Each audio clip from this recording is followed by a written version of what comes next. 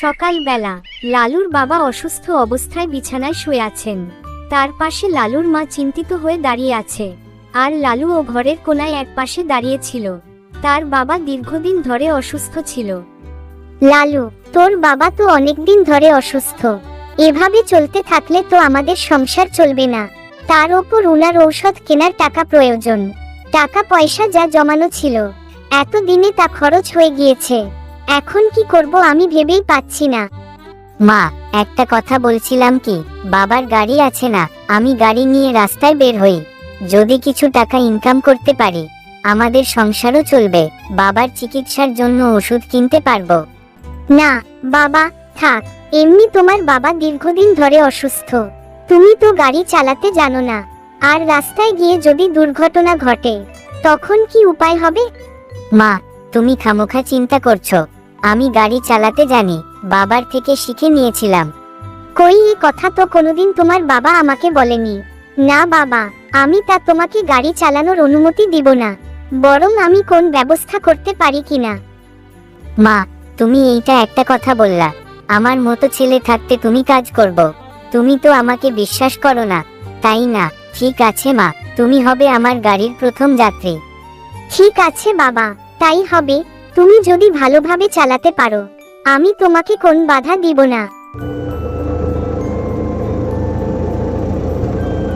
এরপর লালু তার মাকে নিয়ে গ্রামে রাস্তায় গাড়ি চালায়।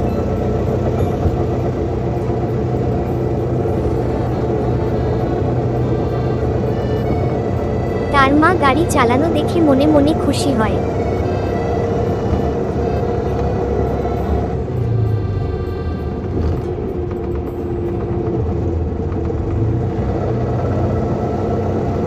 তারপর গ্রাম গড়িয়ে গাড়ি আবার বাড়ির সামনে আনে। মা, দেখছো তো আমি গাড়ি চালাতে জানি, এবার তুমি আমাকে বাধা না দিয়ে অনুমতি দিবে। ঠিক আছে বাবা, তবে হ্যাঁ, গাড়ি নিয়ে বেশি দূরে যেও না, কাছাকাছি জায়গায় দিয়ে গাড়ি চালাবে। ঠিক আছে মা, তুমি কোন চিন্তা করো না, আমি কাছাকাছি দিয়ে গাড়ি চালাবো। এরপর লালু গাড়ি নিয়ে বের হয়ে যায়। তার মা তার দিকে তাকিয়ে থাকে আর মনে মনে প্রার্থনা করে, হে আল্লাহ, তুমি তার রিজিকের ব্যবস্থা করে দাও।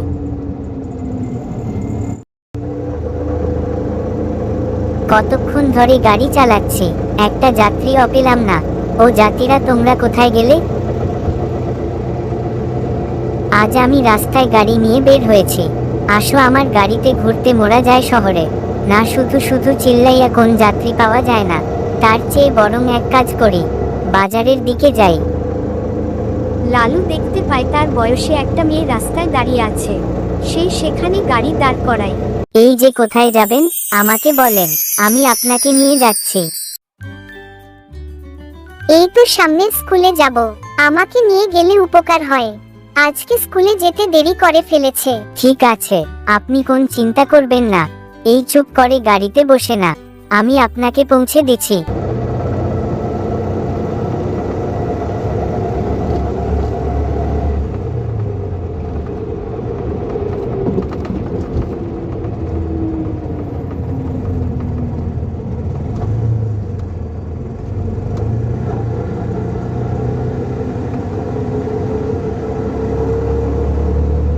আপনার স্কুলে এসে গেছি, এখন আমার ভাড়া দেন। 10 টাকা ভাড়া মাত্র। আমার কাছে তো ভাড়া নেই। মানে আজ আমার কাছে কোন টাকা নাই? কি বলছেন আপনি? ভাড়া নেই তাহলে গাড়িতে উঠলেন যে? গাড়িতে বসলে তো ভাড়া দিতে হয়, এটাও জানেন না? জানি, এই মানে আজ দেরি হয়ে গেছে তো, তাই তাড়াহুড়া করে বাড়ি থেকে বেরোনোর সময় টাকা নিতে ভুলে গেছি। ঠিক আছে, বুঝতে পারছি, আপনি আমার প্রথম যাত্রী, তাই ফ্রি সার্ভিস দিলাম। তবে হ্যাঁ, পরের বার কিন্তু ভাড়া দিতে হবে।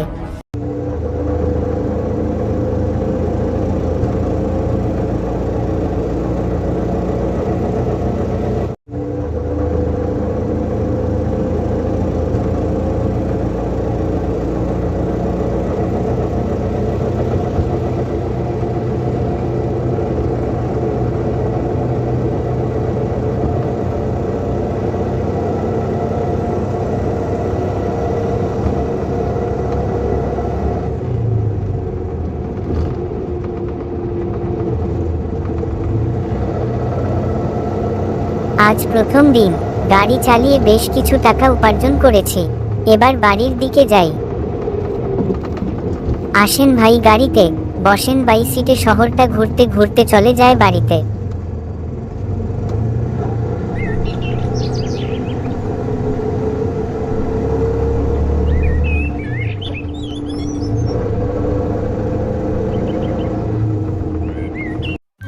মা, দেখছো আমিও টাকা উপার্জন করতে পারি, আর আমার মতো ছেলে থাকতে তুমি কেন অন্যের বাসায় কাজ করতে চাও?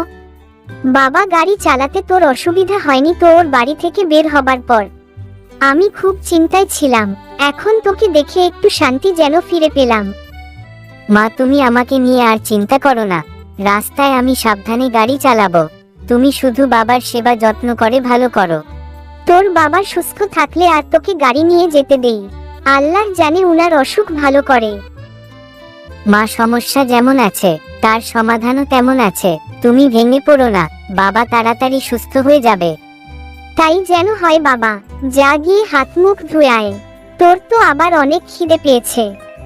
ঠিক আছে মা, তুমি আমার খাবার বাড়ো, আমি এই হাত মুখ ধুয়ে ঘরে খেতে আসছি। আমার খিদায় পেট চইচি করছে, জলদি ভাত বাড়ো।